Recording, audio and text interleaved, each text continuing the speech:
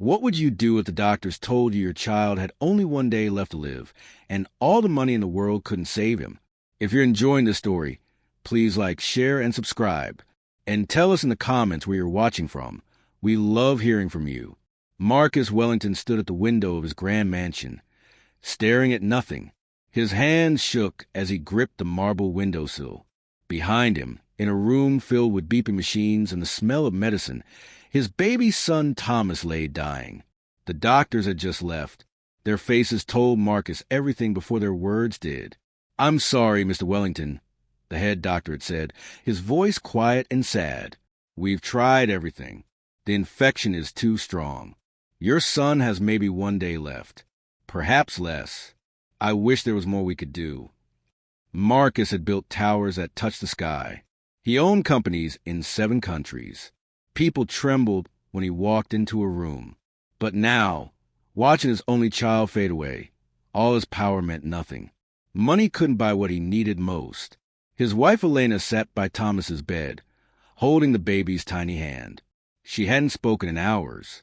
Tears ran down her face like rivers that would never stop.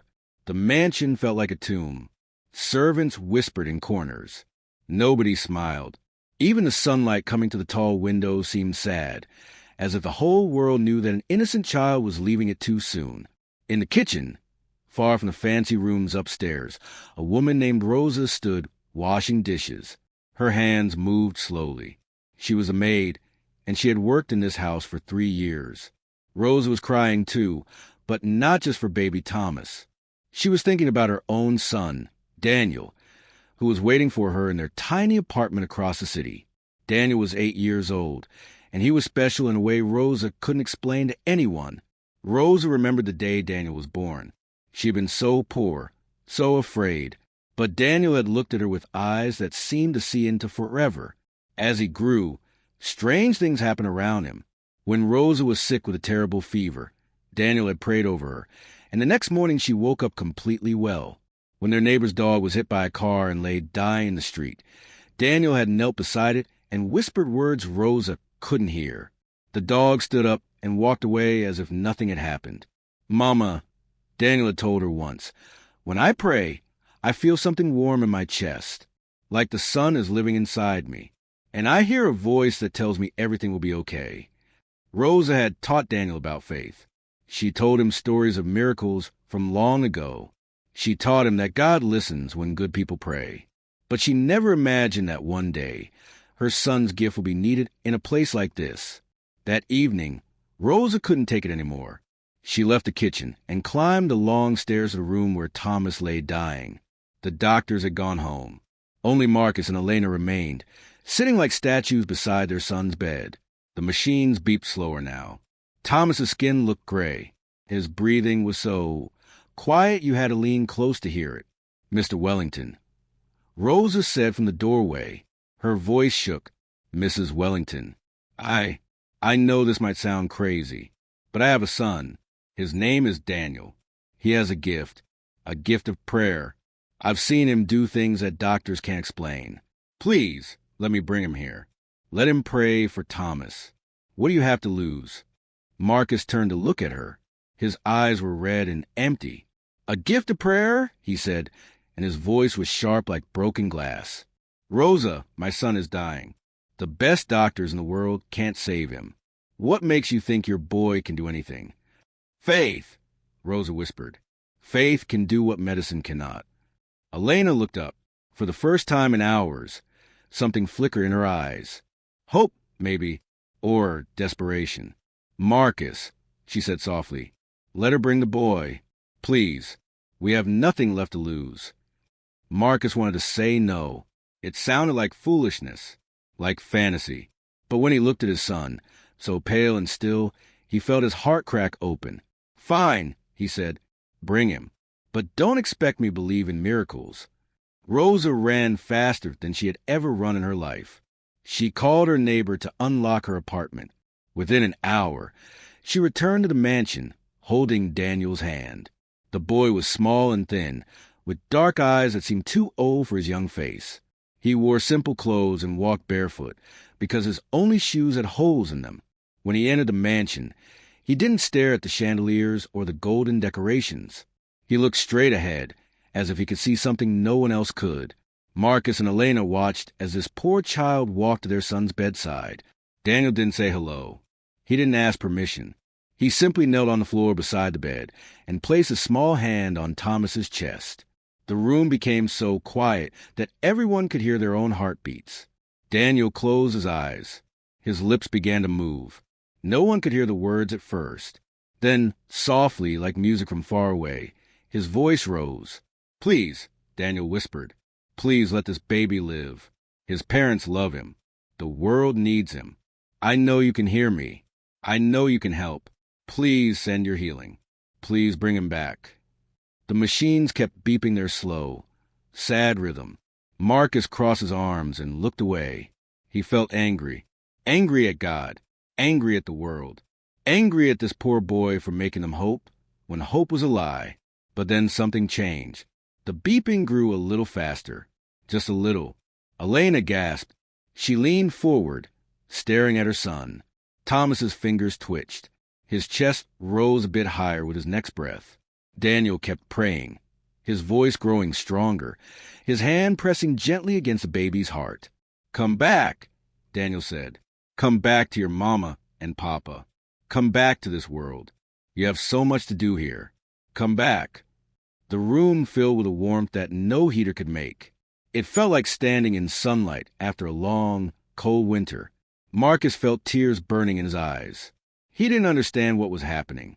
He didn't understand how a barefoot boy with nothing could bring light into a room full of darkness. Thomas's eyes fluttered open. Elena screamed, but it was a scream of joy. She grabbed her baby and held him close. Thomas looked at her and made a small sound, the sound of a living child. His skin turned from gray to pink. His breathing grew strong and steady. The machines began to beep in a normal, healthy rhythm. Daniel stood up slowly. He looked tired, but he was smiling. "He will be okay now," the boy said simply. "God heard us." Marcus stared at Daniel. Then he stared at his son, alive and awake in his wife's arms. The millionaire fell to his knees. For the first time in his life, Marcus Wellington had no words. He had seen the impossible. And the impossible had come to the prayers of a child who owned nothing but faith. The doctors returned the next morning, expecting to find a funeral. Instead, they found baby Thomas sitting up in his mother's arms, laughing and reaching for her face. The head doctor dropped his medical bag. His mouth opened, but no words came out. He checked Thomas 3 times, running every test he knew. The infection was gone, completely gone. The baby's heart was strong. His lungs were clear. It was as if he had never been sick at all. "This is impossible," the doctor whispered, staring at his test results. "Yesterday this child was dying. Today he's healthier than most babies I see. I have no explanation for this. None at all." But Marcus had an explanation. He sat in his office that morning, his head in his hands, thinking about the barefoot boy who had knelt beside his son. Marcus had spent his whole life believing in things he could see and touch. Money, buildings, power. But last night, he had watched something happen that no amount of money could buy. He had watched faith bring his son back from death's door. Elena couldn't stop crying, but now her tears were joy. She held Thomas every moment, afraid that if she put him down, the miracle might disappear. Rosa stood in the corner of the room, her own tears falling silently. She had brought Daniel back to their small apartment after prayer, but her heart had stayed in that mansion, hoping and praying that the miracle would last. And it had. By afternoon, news of what happened began to spread. The doctors told other doctors. The servants whispered to their families. Within days, the whole city knew the story of the millionaire's dying son, who was healed by a poor boy's prayer. People started gathering outside the Wellington mansion gates, hoping to see Daniel, hoping to ask him to pray for their sick loved ones too. But Daniel didn't come back to the mansion. Rosa had taken him home and told him to stay quiet about what happened. "God did this, not you," she reminded him. "Never forget that you are just the one who asked. Heaven is the one who answered." Daniel understood. He went to school like always. He played with his friends like always. He never bragged or told the other children what he had done. But inside, his heart felt full. He had helped save a life. He had seen God work through his small hands. Marcus, however, was changing. The miracle had cracked something open inside him.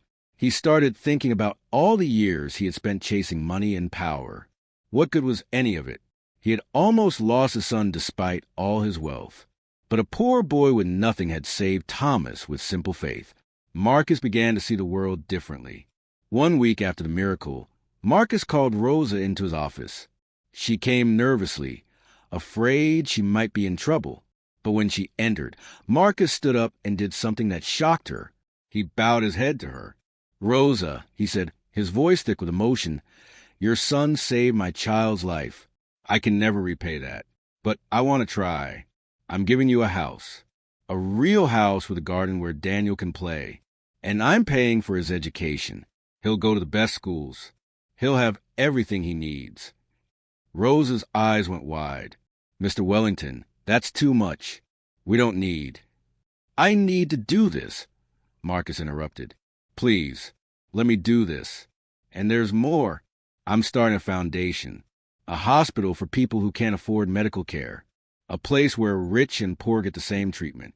I'm naming it the Thomas Daniel Foundation, after both our sons, because they both taught me what really matters in life."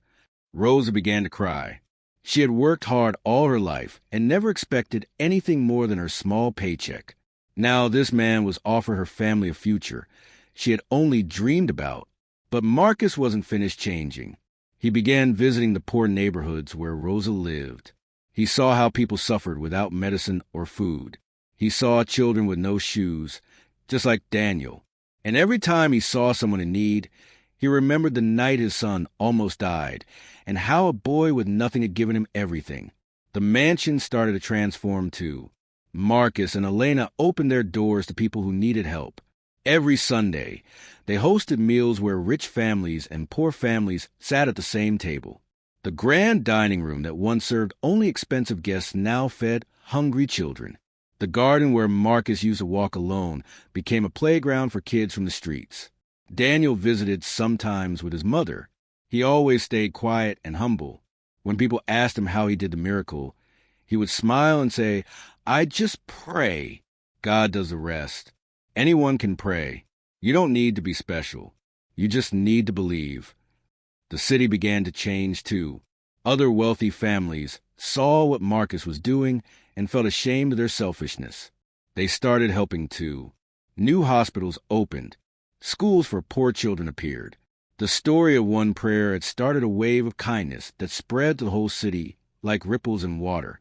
But then, 6 months after Thomas's healing, tragedy struck again. Elena's mother, a woman named Catherine, came to visit from another city. She was a kind woman who loved her grandson Thomas very much. But on her 3rd day at the mansion, Catherine collapsed in the garden. The servants found her lying in the flowers, her face pale, her breathing shallow. They rushed her inside and called the doctors. The diagnosis was terrible, a massive stroke. The doctor said Catherine had only hours left. Her brain was damaged. There was nothing they could do. Elena fell apart. She had just gotten her son back, and now she was losing her mother. Marcus stood in Catherine's room, watching his wife sob over her mother's body. The old helpless feeling came back, the feeling that all his money meant nothing when death came calling. But then he remembered. He remembered the barefoot boy. He remembered a prayer that brought his son back. "Rosa!" Marcus shouted through the mansion. "Rosa, please. Call Daniel. We need him again." Rosa heard the panic in his voice and ran to phone. Within an hour, Daniel arrived at the mansion with his mother. He was still small, still simple in his clothes, still barefoot. But when he walked into Catherine's room, that same powerful calm came with him. Elena looked up with desperate hope in her eyes. "Daniel," she whispered, "please, please help my mother like you helped my son." Daniel nodded. He walked to Catherine's bedside and knelt down, just like he had 6 months ago. He placed his hand on her forehead. The room became silent, except for the machines monitoring her fading heartbeat. "Please," Daniel began to pray. "Please hear me again. This grandmother has more love to give. Her daughter needs her. Her grandson needs her. Please don't take her yet. Please let her stay. Please heal what is broken. Please bring her back. Marcus watched, his heart pounding. Elena gripped her husband's hand so tightly her knuckles turned white. Rosa stood by the door, her own lips moving in silent prayer. Minutes passed, then more minutes. Catherine lay still and gray. The machines beeped their slow warning. Daniel kept praying, his voice steady and sure, his faith unwavering even when nothing seemed to change. Then Catherine's finger moved. It was so small, so slight, that Marcus almost missed it. But Elena saw it. She gasped and leaned closer. Catherine's eyes fluttered. Her chest rose with a deeper breath. Color began to return to her cheeks, like sunrise painting the sky. "Mama?" Elena whispered. "Mama, can you hear me?" Catherine's eyes opened slowly. She looked confused at first. Then she saw her daughter's face and smiled. "Elena," she said, her voice weak but clear. "Why are you crying, my darling?" Elena laughed and cried at the same time. She hugged her mother carefully, afraid she might break. Marcus fell into a chair, his whole body shaking with relief and wonder. This was the second time, the second impossible miracle. And once again, it come to the prayers of a child who owned nothing but believed in everything. Daniel stood up, and this time Marcus didn't let him leave quietly. The millionaire pulled the boy into a hug. "Thank you," Marcus said, his voice breaking. "Thank you for teaching me what faith means. Thank you for showing me what real power looks like." Daniel hugged him back. "You don't have to thank me, Mr. Wellington. Just keep helping people like you've been doing. That's how you thank God. You help his children." From that day forward, the Wellington Mansion became known throughout the city as the House of Miracles. But more than that, it became a house of love. The years that followed the second miracle were the most beautiful years the Wellington family had ever known. Thomas grew into a healthy, happy boy who loved everyone he met. Catherine recovered completely and spent her days helping Elena run the foundation that fed and healed the city's poorest families. The mansion that once stood cold and empty now buzzed with life and laughter every single day. But the real change happened in the hearts of people. Marcus Wellington was no longer the feared businessman who cared only about profit. He became known as the man who gave away more than he kept. He built 3 hospitals where poor people could get treatment for free. He opened schools where children like Daniel could learn without paying. He created job programs so that parents could feed their families with dignity. Every building he constructed now had a purpose beyond making money. It had a purpose of making life better for those who suffered. People throughout the city would stop Marcus on the street just to thank him. "You changed my life," they would say. "My daughter was sick and your hospital saved her." Or, "My son goes to your school and now he can read and write." Marcus would smile and say the same thing every time. "Don't thank me. Thank the boy who taught me how to pray. Thank God who answered." Daniel grew too. By the time he turned 16, he had become a quiet young man with gentle eyes and a spirit that drew people to him like moths to a flame. He finished school at the top of his class, but he never became proud. He still lived simply. He still prayed every day. He still helped anyone who asked. Young people from all over the city would come to Daniel asking him to teach them about faith. He would sit with them in the garden of his new home, the house Marcus had given his family, and he would tell them stories. "Faith is not magic," Daniel would say. "Faith is trust. When you pray, you're talking to someone who loves you more than you can imagine. You're asking for help from the one who made the stars and the oceans. And when you believe, really believe, that he hears you and cares about you, something changes. Not just in the world around you, but in your own heart." The teenagers would listen with wide eyes. "But what if we pray and nothing happens?" they would ask. Daniel would smile. "Sometimes the answer is yes. Sometimes the answer is no. Sometimes the answer is wait. But the answer always comes. And even when we don't get what we want, we get what we need. Trust that. Keep praying. Keep believing. Never give up on faith." The Thomas Daniel Foundation grew bigger than anyone had imagined. Doctors from other countries came to study how the hospitals worked. Teachers came to learn how the schools helped children succeed. Other cities started copying what Marcus had built. The ripple effect of one prayer kept spreading further and further. But Daniel never took credit. Whenever reporters tried to interview him or put his picture in newspapers, he would refuse. "I'm nobody special," he would insist. "I'm just someone who believes in God. Anyone can do what I do. Anyone can pray. Anyone can have faith. You don't need money. You don't need education. You just need a heart that's open to believing." Marcus loved Daniel like a second son. He would often invite Daniel and Rosa to dinner at the mansion. They would sit together, rich and poor at the same table, and share meals and stories and laughter. Thomas, now a young boy himself, adored Daniel and followed him everywhere when he visited. "Daniel," Thomas would ask, "do you remember the night you saved my life?" Daniel would ruffle the boy's hair. "I remember praying for you, but God saved your life, Thomas, not me. Always remember that." "I want to be like you when I grow up," Thomas would say with bright eyes. "Then be kind," Daniel would tell him. "Be humble. Help people who need help. Pray every day. That's all you need to do." Elena would watch these conversations with tears in her eyes. She had almost lost her son. She had almost lost her mother, but faith had brought them both back.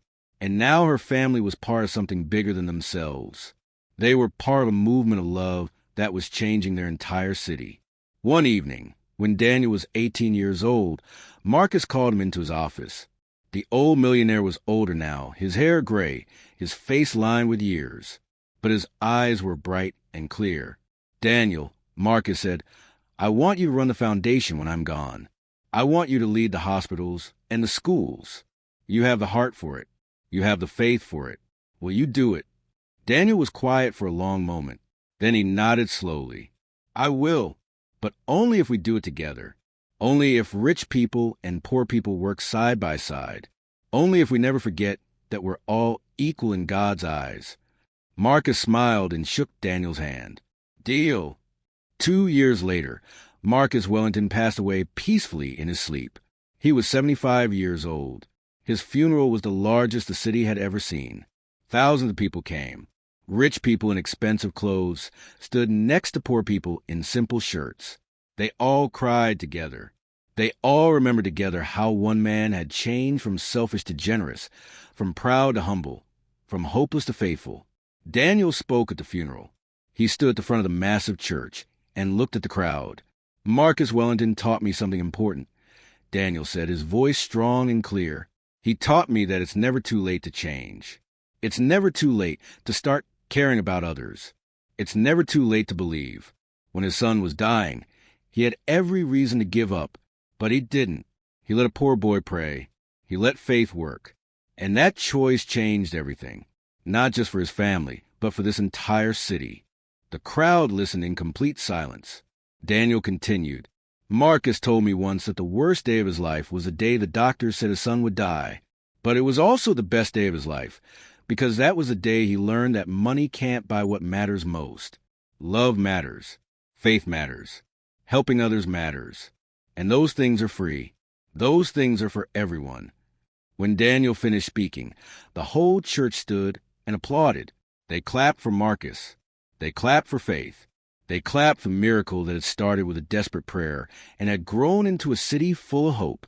Elena lived for many more years after her husband died. She continued running the foundation with Daniel by her side. Thomas grew up and became a doctor, working in the very hospitals his father had built. He never forgot the story of how a poor boy's prayer had saved his life. He told that story to every patient he treated. He wanted them to know that miracles were real. Rosa, the maid who had started it all by bringing her son to pray, lived to see her grandchildren grow up in a house Marcus had given her. She never went back to cleaning other people's homes. Instead, she helped train other maids and poor workers, teaching them skills so they could build better lives. She always said the same thing. One act of faith can change everything. Never be afraid to believe. Daniel never married. He dedicated his whole life to serving others. He prayed over the sick in the hospitals. He encouraged children in the schools. He fed the hungry. He sheltered the homeless.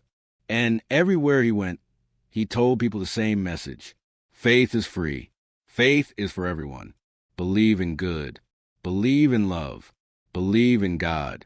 And watch what happens. The city that had once been divided between rich and poor slowly became a place where people took care of each other. The story of the millionaire's dying son and the maid's faithful boy became a legend that parents told their children at bedtime. It became a reminder that the impossible is possible when people believe. Years turned into decades. Daniel grew old himself. His dark hair turned gray, then white. His back bent a little, but his faith never weakened. Even as an old man, he would still kneel beside hospital beds and pray for the sick. He would still whisper words of hope to people who had given up. And sometimes, just sometimes, miracles would still happen. On the day Daniel died, he was 90 years old. He passed away quietly, surrounded by the children and grandchildren of people he had helped throughout his life. His last words were simple. Keep praying. Keep believing. Keep loving. That's all that matters. The city mourned him like they had mourned Marcus decades before. But they also celebrated, because Daniel had shown them something that would never die. He had shown them that faith is the greatest power in the world. Not money, not weapons, not fame, just simple, humble, stubborn faith that refuses to stop believing in miracles. Today, the Thomas Daniel Foundation still runs those hospitals and schools. Thomas's grandson runs them now, carrying on the family legacy.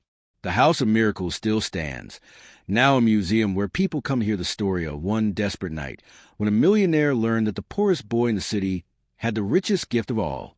And in every hospital waiting room, in every school classroom, in every corner of that city, you can still hear Daniel's message echoing through the years. Faith is free. Faith is for everyone. Believe and watch the impossible become possible. The story of the millionaire's son who had only one day left, and the maid's poor son who did the impossible, will never be forgotten. Because it's not just a story about healing. It's a story about what happens when we choose to believe, when we choose to love, when we choose to help each other instead of walking past each other. True wealth is not in your bank account. True wealth is in your heart. True power is not in controlling others. True power is in serving others. And true miracles happen not when we demand them, but when we humbly ask them and trust that heaven hears every prayer. If this story touched your heart, please share, and subscribe. Let this message spread to everyone who needs to hear it. Drop a comment telling us where you're watching from and how this story made you feel. We love hearing from you. Share this with someone who needs hope today. Share this with someone who needs to remember that miracles still happen. Share this with someone who needs to know that faith can move mountains. Remember, you are never too poor to pray. You are never too small to make a difference. And you are never too lost to be found by love. Keep believing. Keep hoping. Keep praying. The world needs your faith. Thank you for being here. Thank you for listening. Now go out and be someone's miracle today.